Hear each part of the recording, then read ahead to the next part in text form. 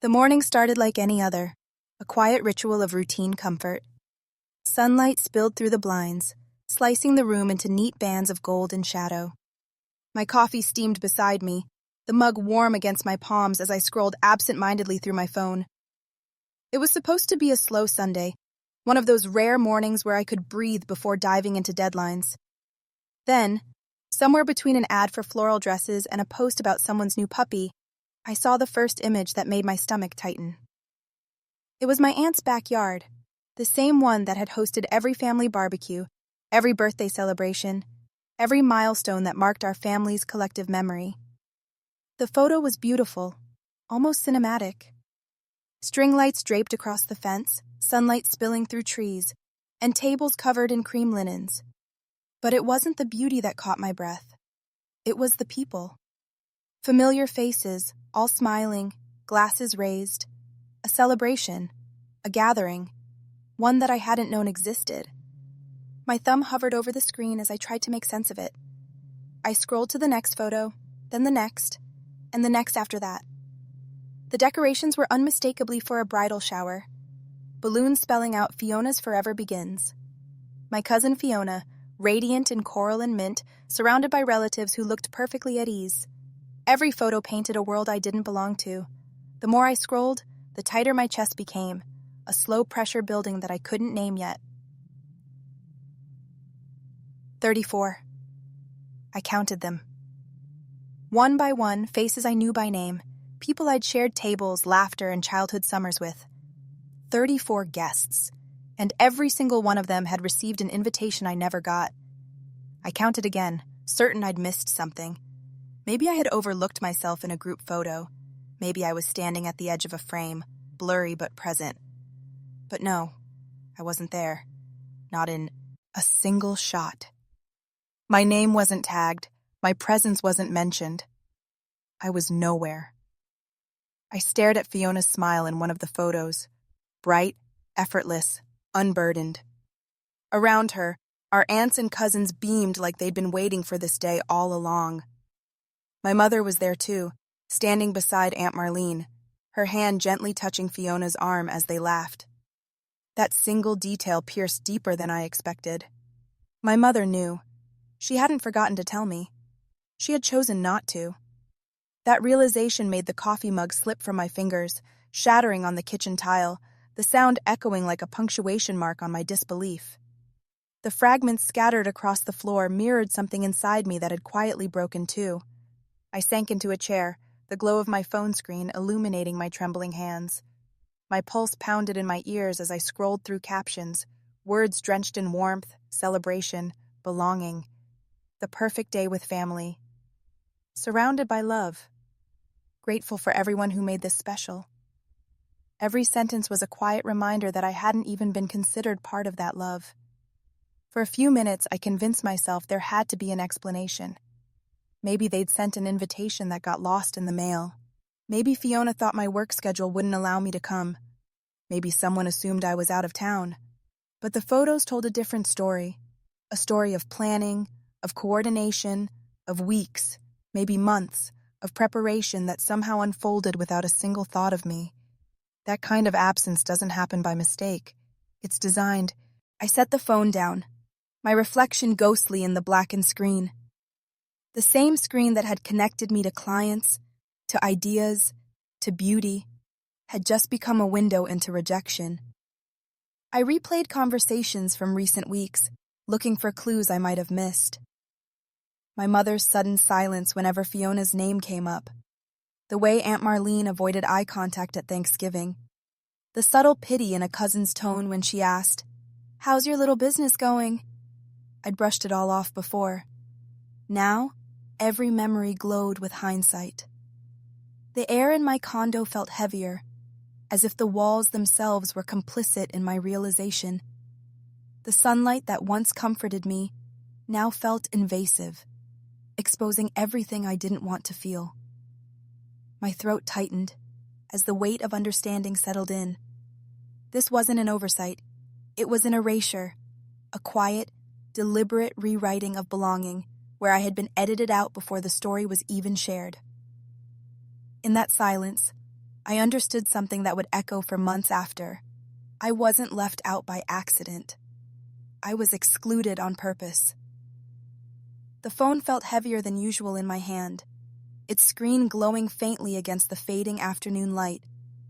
I stared at my mother's name for a long moment before pressing call, my thumb hesitating as if it knew something I didn't want to admit. The dial tone seemed to stretch endlessly, each ring amplifying the ache in my chest. I'd rehearsed what I wanted to say, polite, measured, maybe even detached. But the moment she answered, every word I'd planned dissolved. "Mom?" My voice came out smaller than I intended. There was a pause on the other end, long enough for me to imagine her frown, the one that always appeared when she anticipated confrontation. "Ocean," she finally said, her tone even and slightly wary. "Is everything all right?" That familiar mix of concern and control in her voice, the sound of someone preparing to dismiss whatever didn't fit their version of calm, made my stomach tighten. I took a breath, trying to keep my tone neutral. "I just saw photos from Fiona's bridal shower," I began. "Everyone was there. Why wasn't I invited?" Silence filled the line for several seconds. I could almost hear her mind working, constructing the response that would hurt the most while sounding perfectly reasonable. When she finally spoke, her voice was slow, deliberate. "Oh, that. Well, Marlene thought it would be better this way. Fiona deserves a peaceful day without complications." The word complications landed like a slap. I gripped the edge of my counter, the cold surface grounding me as I forced myself to ask, "Complications? What does that even mean?" My mother sighed, the sound heavy with manufactured patience. "Ocean, please don't start. You always make everything so emotional. We just didn't want any unnecessary tension. It's not personal." Her voice softened at the end, as though that phrase, "it's not personal," could somehow make erasure sound reasonable. My throat tightened. Not personal. The words echoed in my head, detached and cruel in their calmness. How could it not be personal when I was the only one excluded? "So you're saying I'm drama?" I asked quietly. Another sigh. "You're overreacting. You've always been sensitive about Fiona's accomplishments. This was supposed to be her moment, not a competition." I stood perfectly still, the phone pressed to my ear, the quiet hum of her voice blurring into background noise as the meaning behind her words crystallized. For years, I had been careful. Careful not to interrupt during family dinners. Careful to minimize my achievements so Fiona could shine. Careful to be the calm one.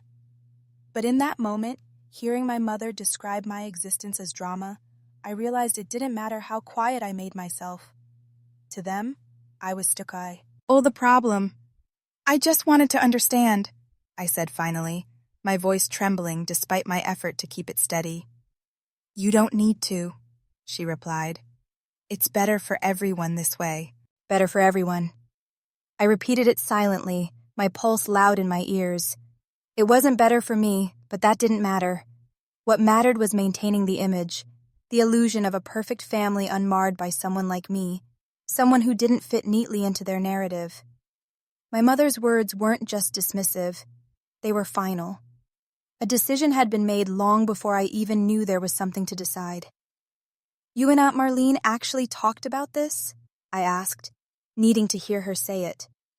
"Yes," she said simply, as if it were the most natural thing in the world. "We thought it was for the best. Fiona deserves a beautiful wedding season without distractions." Distractions. That's what I had become. Not a daughter, not a cousin, not family, a disruption to be managed. The realization felt like a physical weight pressing against my chest. My mother kept talking, explaining how everyone just wanted peace, but her voice faded into a dull hum behind the roaring in my ears. I looked around my apartment, at the small signs of a life I'd built entirely on my own. The framed artwork, the carefully arranged plants, the table I'd bought with my first big design commission. Everything around me was proof that I had created stability without their approval. Yet, one sentence from her could unravel it all. "It's not personal." The way she said it, so effortlessly, stripped me of my place in the family as though I had never been part of it to begin with.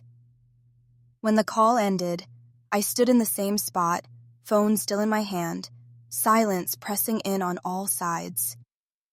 The words replayed over and over, cutting deeper each time. My existence had become their embarrassment, my independence twisted into defiance. In their story, I wasn't misunderstood, I was unwanted. And that single conversation confirmed what I had always feared. My family didn't see me as difficult by accident. They needed me to be the problem so they could remain the victims. I showed up at my aunt's house because I needed to hear it for myself. My hands were shaking as I knocked on her door, the morning light spilling across her perfect porch lined with pastel flowers and family photos in frames.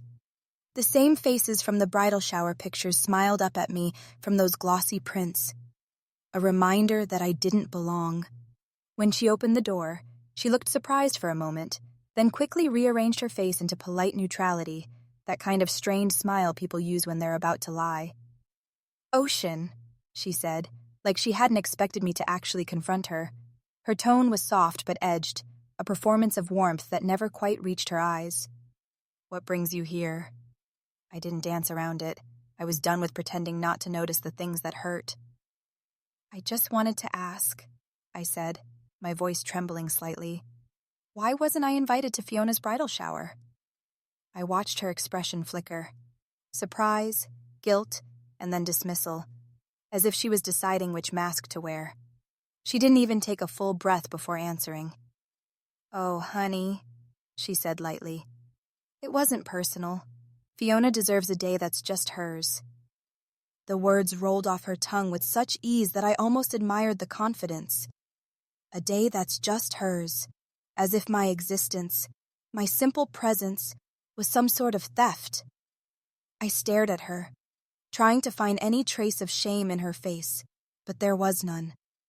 She wasn't sorry. She was explaining something she fully believed. I let out a small laugh, not because it was funny, but because disbelief was the only thing keeping me from crying. "You think me being there would have taken that away from her?"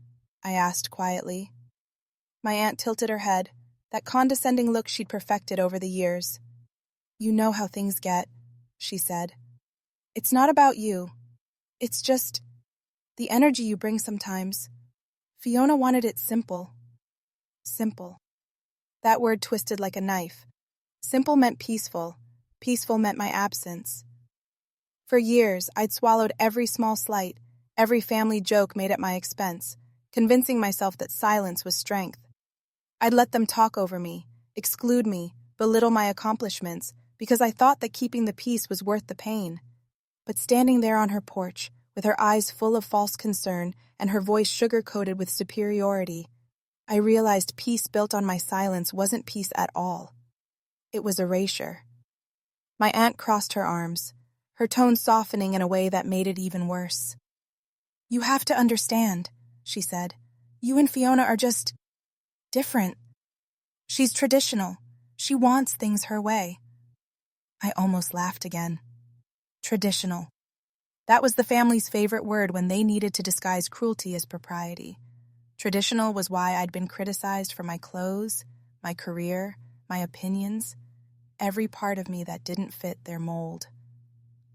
"Different doesn't mean unwelcome," I said finally. "You could have called. You could have told me."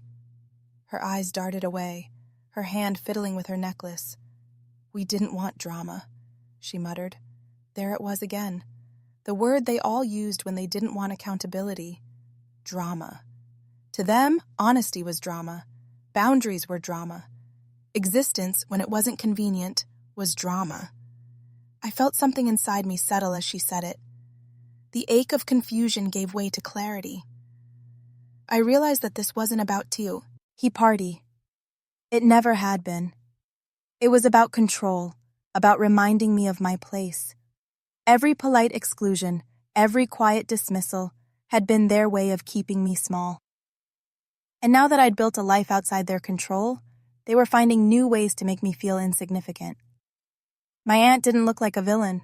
She looked like someone convinced she was right. and that made it worse. I took a step back, the air suddenly feeling too heavy to breathe. "Thank you for the clarity," I said softly. She blinked, unsure if it was gratitude or defiance. Maybe it was both. For the first time, I didn't feel the need to argue or explain. I'd spent years trying to prove my worth to people who only saw me as a threat to their comfort. There was nothing left to say. As I turned to leave, her voice followed me, clipped and defensive. "Don't take this so personally, Ocean." But I didn't turn back this time. Her words hung in the air, weightless and hollow. I walked away, knowing that silence wasn't peace. It was surrender, and I was done surrendering to people who mistook my quiet for weakness. It started with the familiar ping of a message while I was sipping coffee before work. I glanced at my phone, expecting something mundane, maybe a reminder, a sale alert, a meme from a friend. But instead, I saw a notification from a family group chat. The name caught my attention first. Fiona's crew. My stomach tightened. I wasn't part of that chat. I never had been. For a moment, I thought maybe someone had added me by mistake, a rare gesture of inclusion. But as I opened it, the illusion shattered almost instantly. The first few messages looked innocent enough. Photos, emojis, chatter about party favors and playlists. Then my eyes caught a line that stopped me cold. "Good thing we didn't invite Ocean. Less drama." It was from my cousin Leah, the one who always smiled too sweetly to your face and rolled her eyes the second you turned away. The words burned through me, casual and cruel, as if my absence wasn't even worth whispering about privately. It wasn't anger I felt first. It was humiliation, sharp and suffocating. I stared at the screen, the words blurring as tears gathered in my eyes. The conversation continued beneath it. Laughter emojis, agreement, no one objecting. Not one person stood up for me. My mother had always said family was about love, loyalty, and forgiveness. But in that moment, I realized that love without respect was just manipulation dressed up as virtue. I scrolled further, looking for anything, anyone, who thought I deserved better. There was nothing. Before I could think, the message disappeared. Deleted. The gray bubble replaced with a small, silent notification. Message removed. They had realized their mistake. Someone had noticed the wrong name in the chat list, maybe my mother, maybe my aunt. My heart pounded. I took a screenshot, not out of spite but out of self-preservation. Because for the first time, I had proof that the exclusion I'd always felt wasn't in my head. It was deliberate. The irony wasn't lost on me. For years I had been told I was too sensitive, that I read too much into things. But now I had their words, frozen on my screen, stripped of denial or pretense. Less drama. That was how they defined me. The girl who made family gatherings uncomfortable simply by existing. I thought about every moment I had bitten my tongue to keep the peace, every time I'd forgiven without apology. Each one had been a rehearsal for this revelation. My hands shook as I saved the screenshot to my gallery, then to a hidden folder, as if it were something sacred. It wasn't about revenge. It was about validation, about no longer gaslighting myself into believing I was loved the same way others were. That single message had exposed years of manipulation better than any confrontation ever could. It was like the curtain had finally lifted, revealing the truth I'd tried so hard not to see. For a few minutes, I couldn't move. I just sat there staring at the screen, feeling the ache of something breaking. Not a relationship, but an illusion. The illusion that family automatically means safety, that belonging can be forced by pretending not to notice the cracks. My silence had been my shield for too long, but now it felt like a cage. I thought about deleting the screenshot, pretending I hadn't seen it. That's what the old version of me would have done. The one desperate to keep peace, to avoid confrontation, to earn love that should have been freely given. But I didn't. I let it sit there in my phone, heavy with truth. A single image that represented every time they'd left me out, every whispered comment behind my back, every time I'd been the family scapegoat. As the day went on, I watched their messages trickle into my regular chat. All normal, all fake smiles. "Hey, Ocean, how's work? We should get coffee soon." I could almost taste the guilt behind their words, the panic of trying to erase what had already been exposed. They didn't know I had proof, and I didn't tell them. Silence became my quiet form of power. For once, I held the truth they couldn't spin. That screenshot didn't just show me what they thought of me. It showed me who I'd become without realizing it. Someone who still hoped, even after being hurt countless times. Someone who still wanted their approval. But seeing their words in black and white forced me to stop waiting for love from people who only offered it when it was convenient. That accidentally sent message became my awakening. The moment I finally saw that their version of family wasn't love at all. When I finally gathered the courage to call my mother, my hands were trembling. My heart thudded so loudly I could barely hear the ring. I told myself I just wanted clarity. Not a fight, not drama, just the truth. But the moment she picked up, the tone of her voice told me everything I needed to know. Calm, detached, rehearsed. It wasn't surprise I heard. It was irritation, as if she'd been waiting for this call and already decided how to deflect it.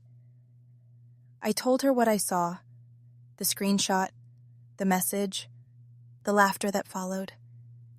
There was silence on the other end for a long moment, long enough for hope to try to crawl its way back up inside me. Maybe she'd apologize.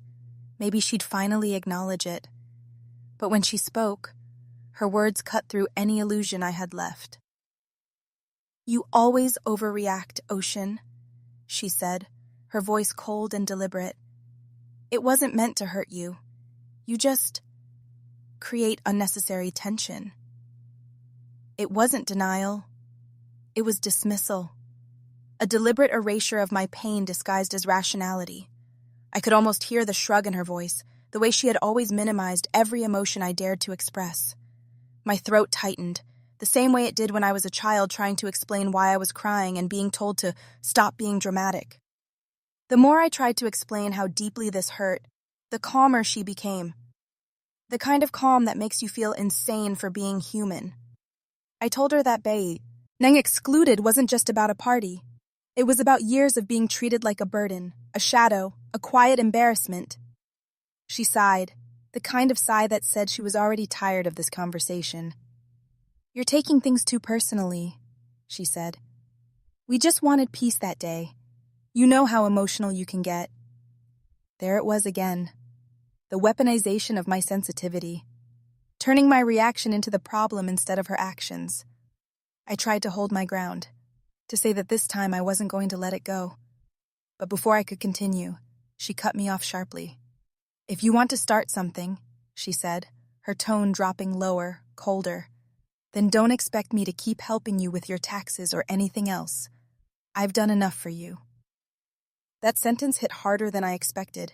It wasn't just manipulation. It was a reminder of my place. That her love was conditional, a currency she could revoke at any time. I stood there in my kitchen, phone pressed against my ear, realizing how many times she'd used help as leverage. The apartment deposit she once gifted me, the old car she let me borrow, the endless reminders of everything I've done for you. It had never been generosity. It was investment. Control disguised as care. And now, she was cashing it in. Not because I'd done something wrong, but because I'd dared to question her.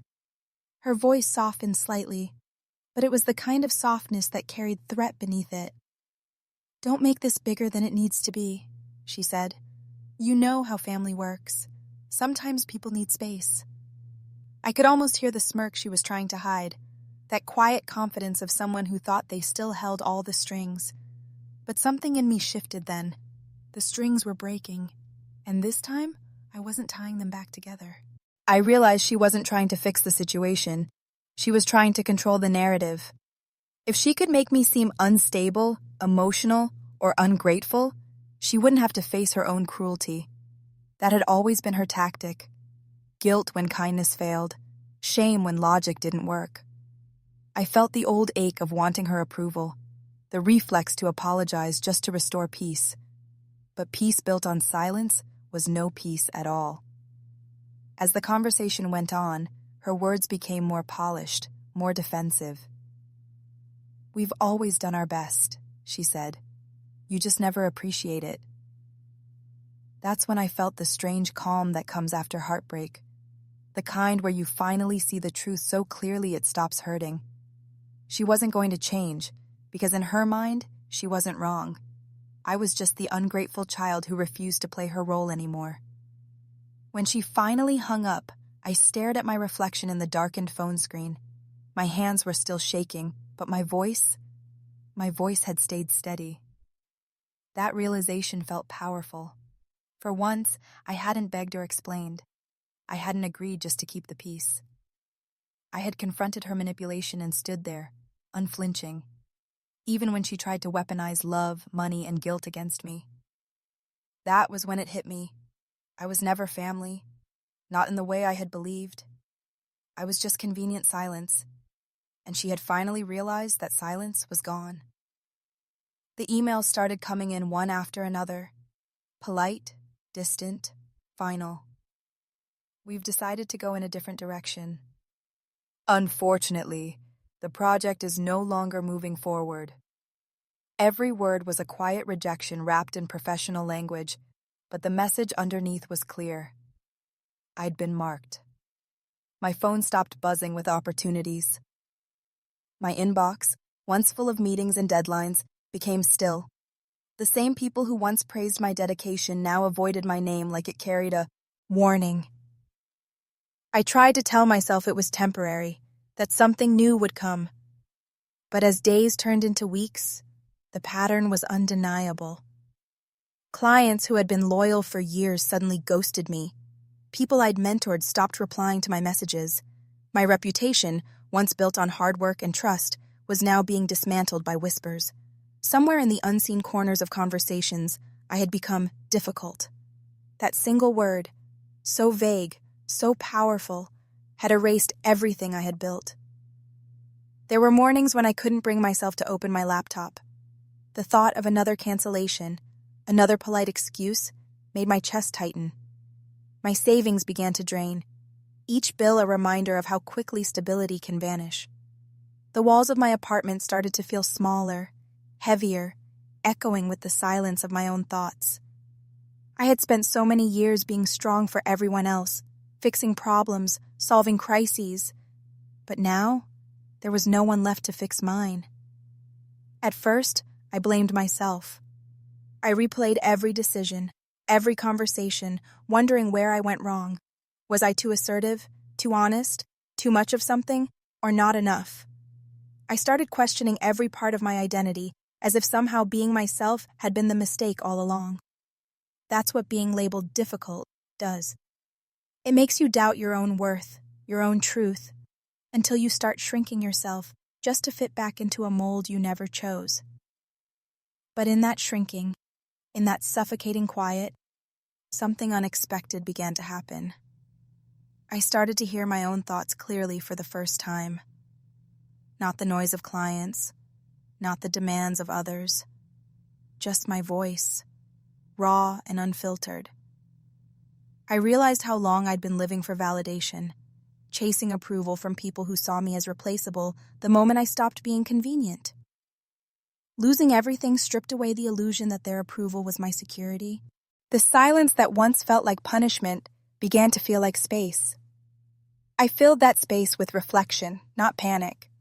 I revisited old journals, ideas I had shelved for someday. I remembered dreams I had abandoned because they didn't fit the expectations others had built around me. For years, I had been producing, performing, pretending, all to keep everyone else comfortable.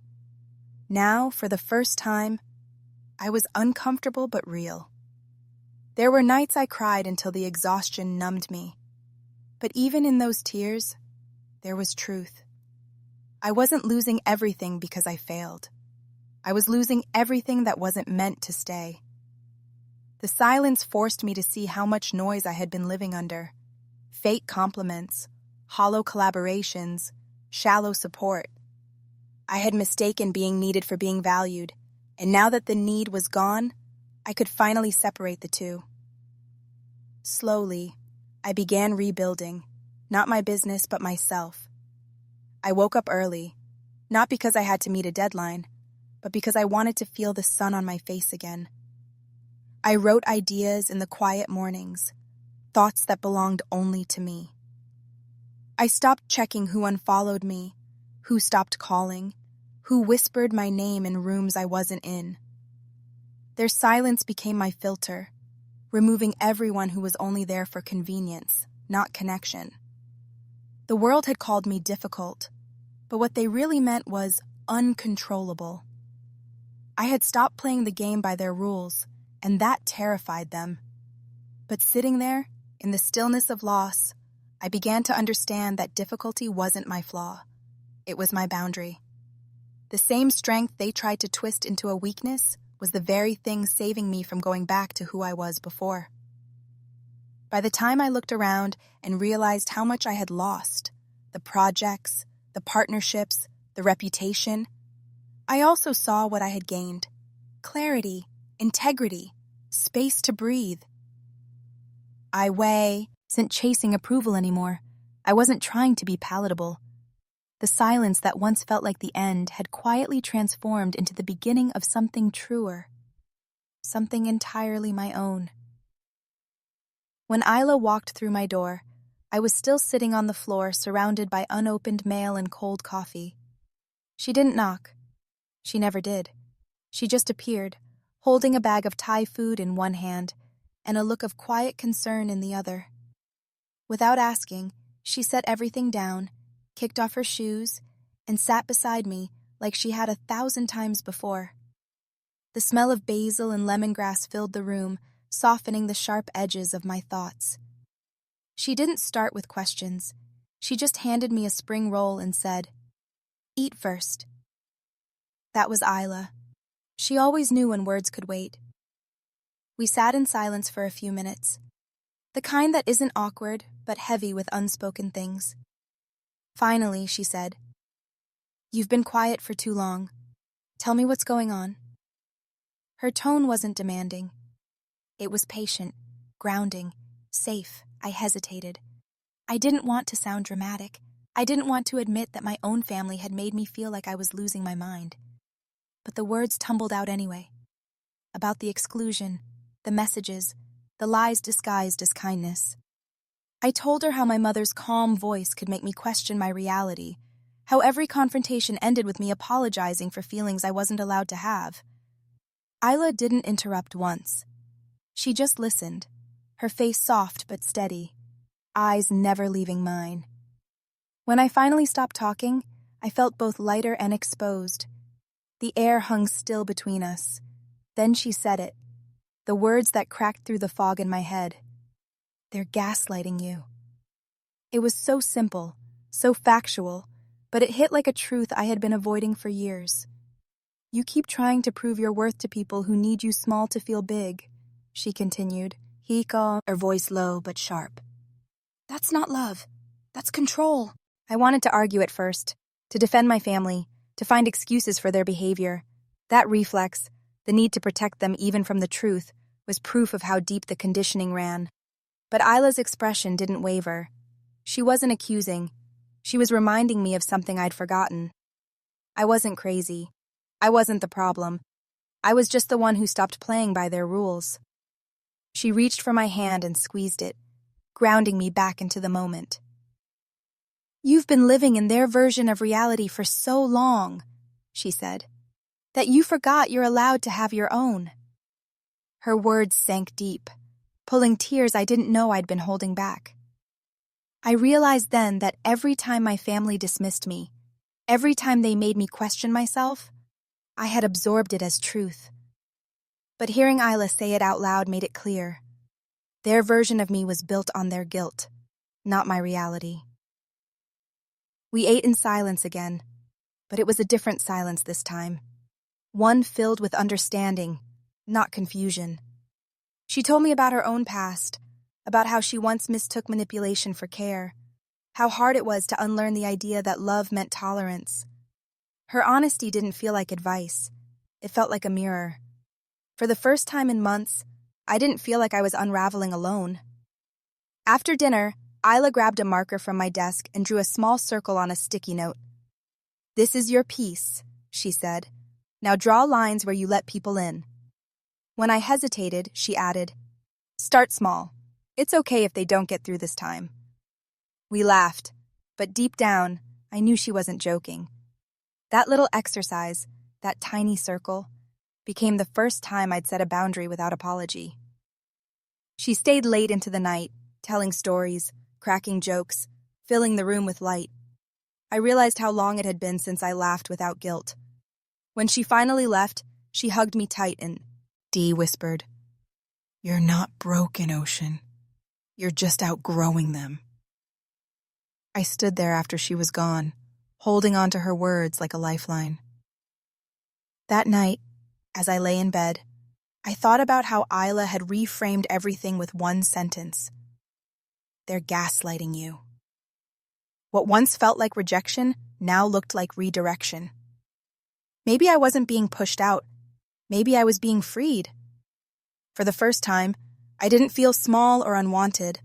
I felt like someone who was finally learning to see herself clearly, through eyes that weren't clouded by guilt or fear. It started as a quiet thought, one I almost dismissed before it could take shape. I was sitting by the window, the city lights flickering against my reflection, when the idea surfaced. What if I stopped waiting to be invited into someone else's happiness? What if I created my own? The thought didn't come from bitterness. It came from exhaustion. I was tired of proving I belonged in spaces that had already decided I didn't. The next morning, I woke up earlier than usual.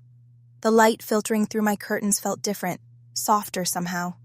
I made coffee, opened my sketchbook, and began drawing without a plan.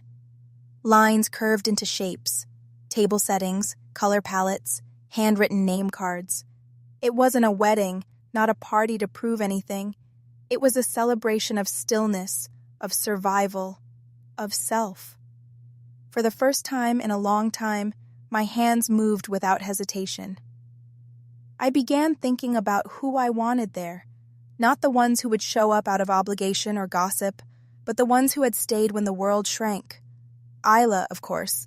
Thomas, who once brought soup when I was sick even though we hadn't spoken in months. Gianna, who always reminded me to rest. I realized joy didn't need a crowd. It needed sincerity. The more I thought about it, the more peaceful the idea became. I picked a date without consulting anyone, just looked at my calendar and chose the day that felt right. May 15th. No symbolism, no alignment with anyone else's schedule. Just a day that belonged to me. I started looking for venues, but nothing extravagant. I didn't want chandeliers or marble floors. I wanted light, space, and air that smelled like the sea. That's when Matteo mentioned the villa by the coast, a place he was restoring. His offer was simple.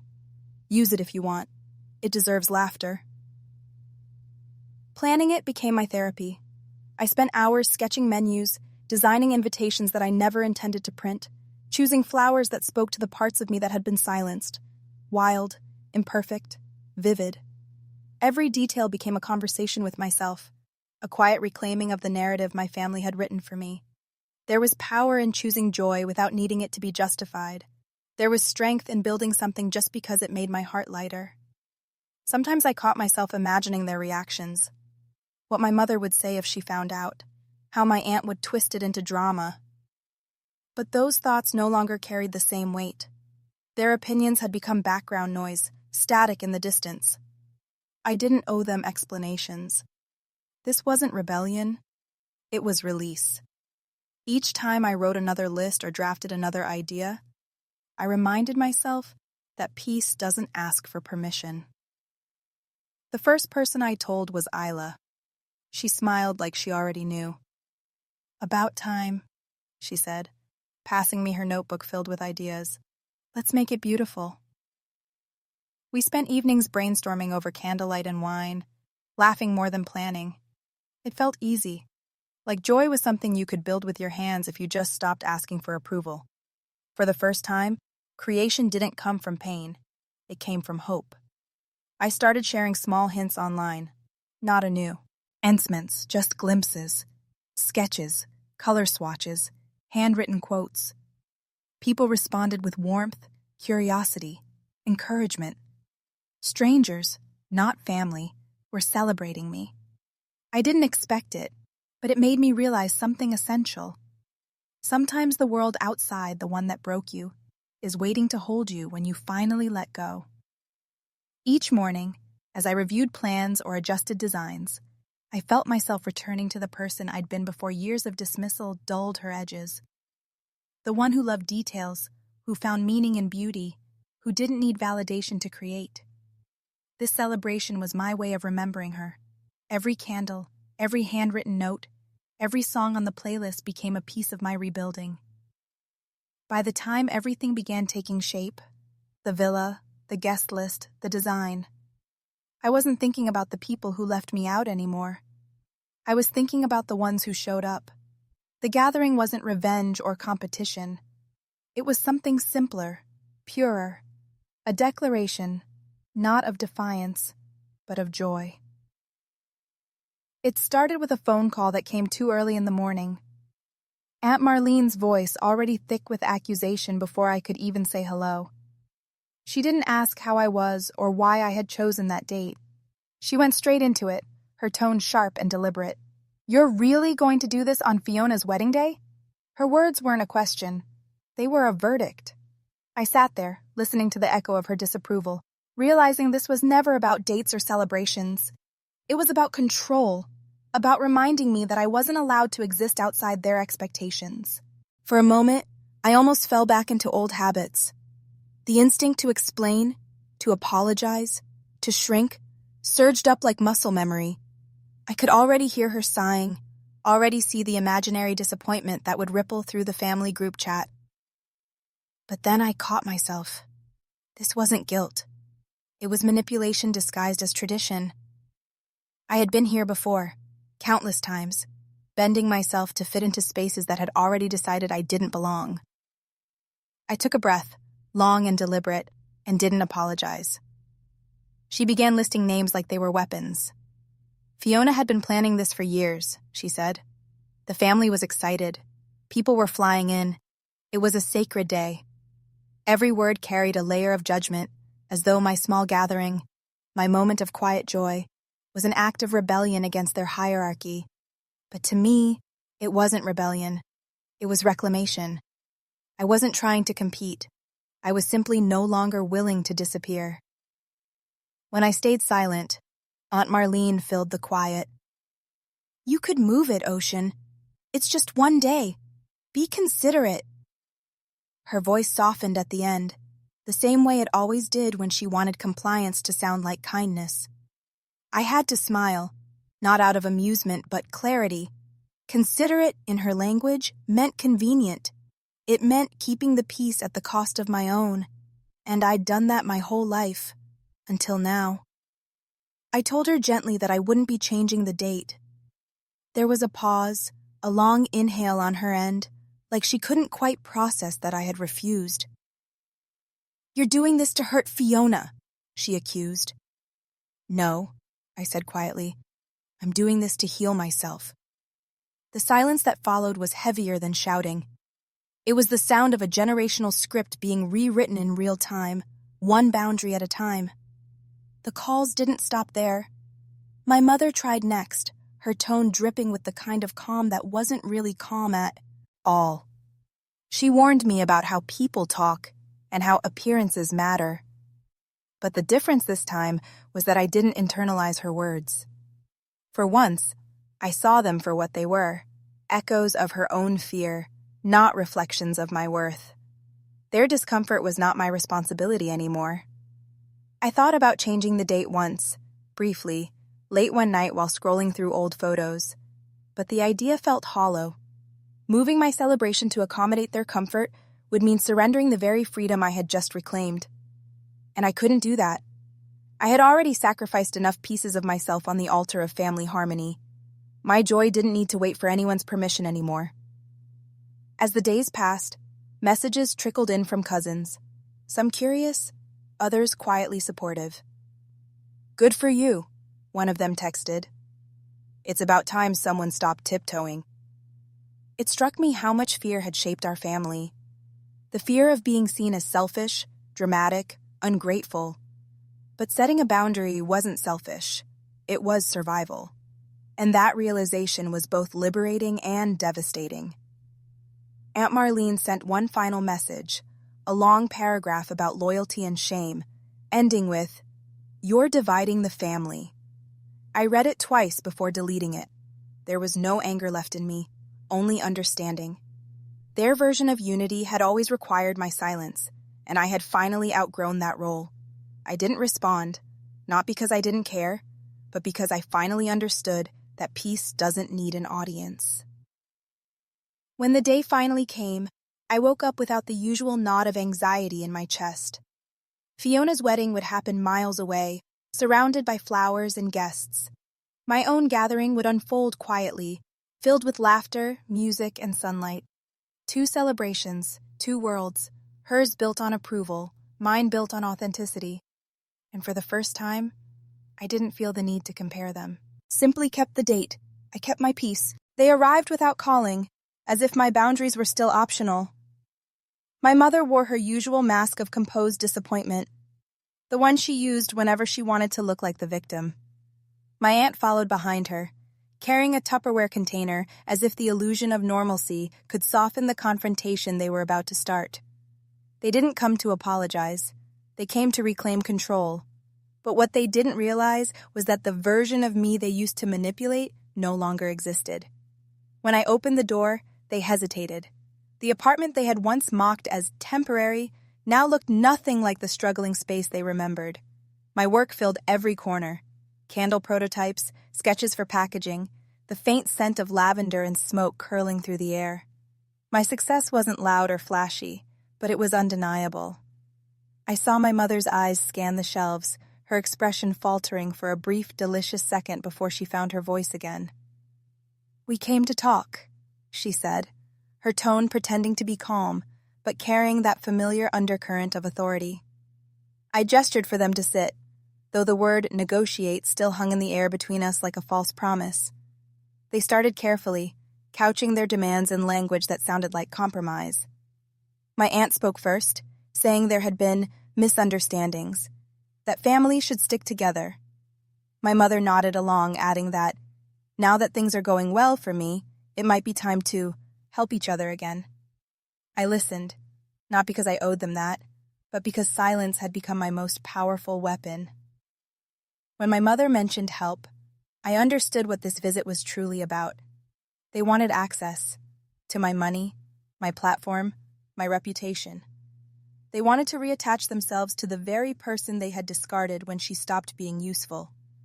There was no remorse in their words, only strategy. It wasn't reconciliation they sought, it was relevance. And for the first time, I didn't shrink beneath their expectations. I let them finish, then stood up without a word. I walked to my work table and picked up one of my designs. A sleek candle jar etched with the phrase, "Born from the fire." I placed it in front of them. My aunt tilted her head, trying to mask confusion. My mother gave a small, forced smile, the kind that meant she didn't understand but refused to admit it. I began explaining the line, the symbolism, how each piece represented the process of reclaiming one's identity after being burned by those closest to them. My voice didn't shake once. For the first time, I wasn't defending my worth. I was defining it. Their expressions shifted slowly, the confidence slipping from their faces. My mother's composure cracked first. "You've done well," she said softly, her tone laced with both pride and disbelief. She wasn't used to seeing me like this, not as the obedient daughter or the quiet failure, but as someone untouchable. My aunt tried to recover the dynamic by asking about profits, about business opportunities, as if she could still find a way to insert herself into what I had built. I smiled, but not kindly. I showed them my workspace, the small team I worked with remotely, the messages from customers who found healing in my story. Each success they saw was a mirror reflecting what they'd chosen to ignore all those years. that I was capable, independent, and no longer desperate for their approval. My mother stayed quiet for most of it, her eyes tracing the rows of neatly labeled jars, each one representing a boundary I had set and kept. The silence that followed wasn't comfortable for them. It wasn't the silence of submission they were used to. It was the silence of power, the kind that doesn't need to be loud to be heard. My aunt broke first, muttering something about how far I'd come, as though she'd had a hand in it. I didn't correct her. The truth was self-evident. They were in my space now, on my terms, and every inch of it reminded them that I didn't belong to them anymore. When my mother finally looked at me, there was something in her eyes I hadn't seen before. Not love, not regret, but recognition. She saw me as a person, not a project. Maybe for the first time, she realized I wasn't the child she could guilt into silence. She started to speak, but her words trailed off, lost somewhere between pride and powerlessness. That silence was more satisfying than any apology could have been. I stood there, calm and grounded, surrounded by everything they said I'd never achieve. They had come to negotiate, to reestablish their influence, to remind me who they believed held authority. But the moment they stepped into my studio, that illusion disintegrated. They saw the truth. I didn't need their approval. I never did. It started small. A few photos, a short video clip of laughter under soft string lights, a table set with candles I had poured myself. I hadn't planned for it to go viral. It wasn't designed for attention, just honesty. But something about its simplicity, about the rawness of joy untainted by performance, caught fire online. People didn't just see a party, they saw a woman reclaiming her story. My notifications filled with messages from strangers who said my piece reminded them of what they'd lost and what they still had the power to rebuild. The comments section became a kind of mirror, reflecting back everything I had fought for. Words like healing, truth, and finally free appeared again and again. People weren't praising extravagance. They were connecting to authenticity. In a world obsessed with highlight reels and filters, my quiet gathering became a rebellion. No curated perfection, no polished lies, just light, laughter, and people who loved without keeping score. As the views climbed, so did the orders. My business, the one they once mocked as a little hobby, suddenly had a waiting list. Collaborations, interviews, partnerships flowed in like a tide I never saw coming. Every sale felt like a piece of validation I had once begged my family to give. But now, it wasn't about proving anything to them. It was about honoring myself, the woman who built beauty out of betrayal. My mother and aunt must have seen it too.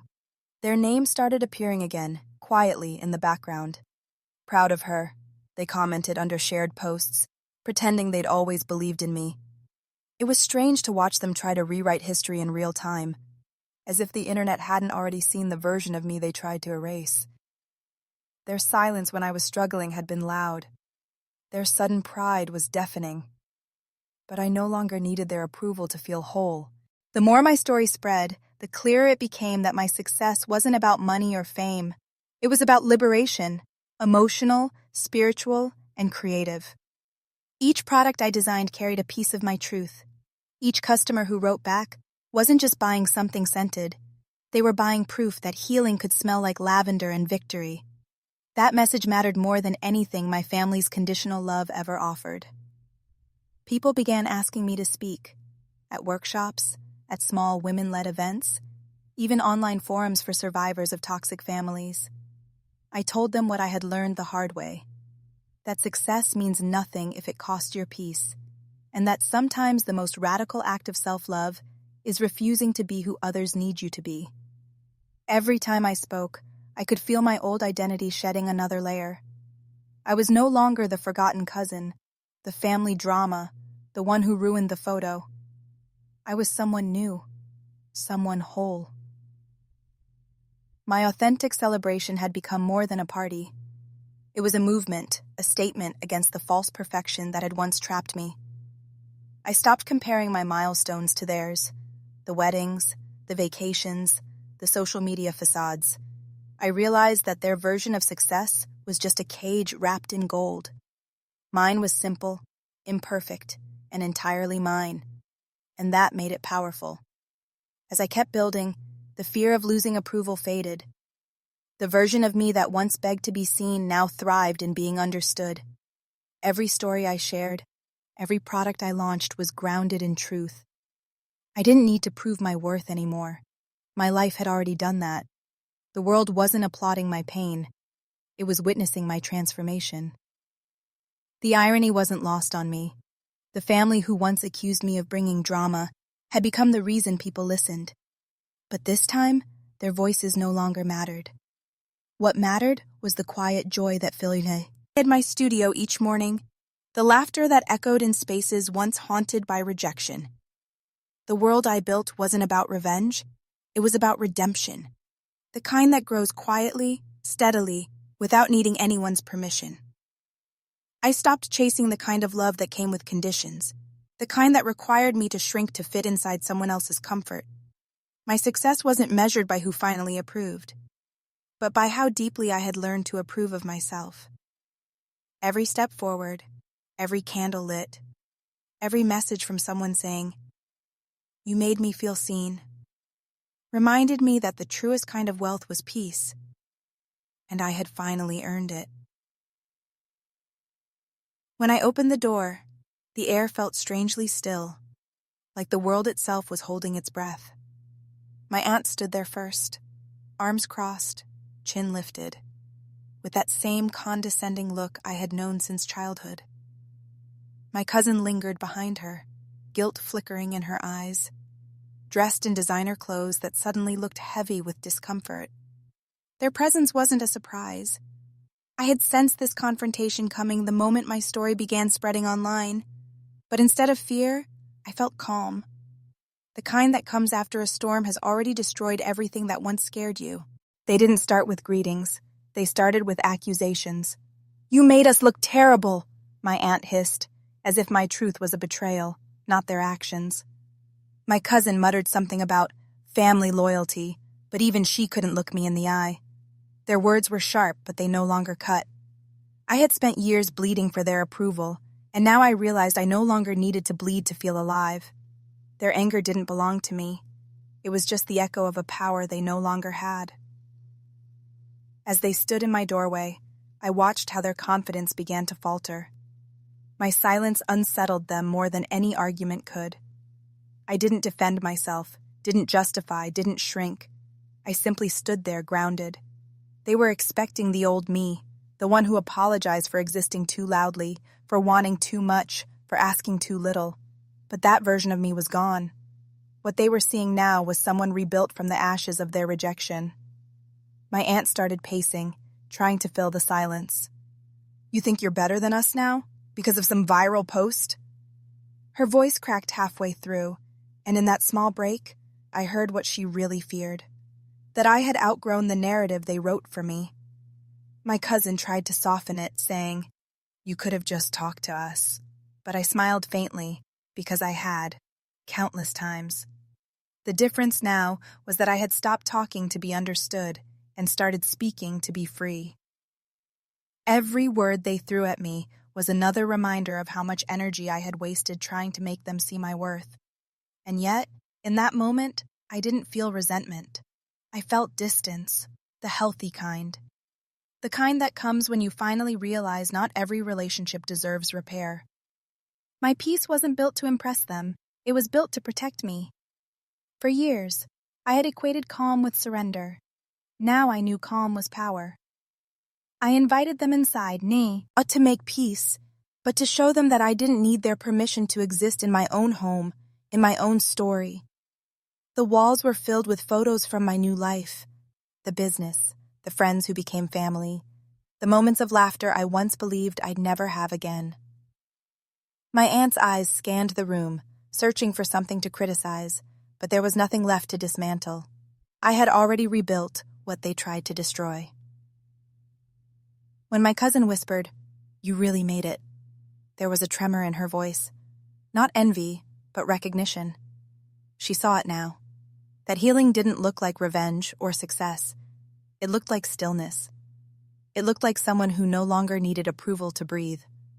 For the first time, I saw her not as my rival, but as someone still trapped in the same web I had fought to escape. And for a brief moment, I almost felt sorry for her.